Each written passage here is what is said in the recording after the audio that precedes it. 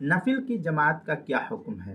چنانچہ تراویح کے علاوہ نفل نماز مثلا تہجد وغیرہ، تہجد کی نماز یا اس طریقے سے اور بھی کوئی بھی نفل نماز ہو تو ان نمازوں کی جماعت کرنا اس کو فقہا نے مکروہ تنزیہی لکھا ہے، البتہ اگر مقتدی 2-3 ہو تو کوئی کراہت نہیں ہے۔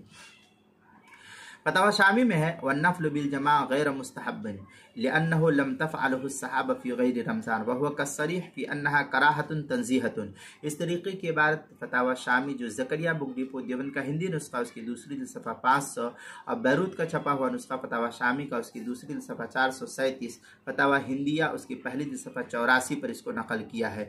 حاشیۃ علامہ ابو الوفا الافغانی علی کتاب الاثار جو کتاب الاثار کے حاشیے پر ہے، اس میں ہے وَإِنْ كَانَ متطوعا فالجماعت فیہ مکروہۃ کراہۃ التنزیہ الا فی شہر رمضان۔ اس طریقے کی عبارت جو ہے کہ حاشیہ جو کتاب الاثار کے حاشیے پر ہے، حاشیۃ العلامہ ابی الوفا الافغانی علی کتاب الاثار اس کی پہلی جلد صفحہ 248، کتاب المسائل پہلی جلد صفحہ 416 پر بھی اس کو نقل کیا گیا ہے۔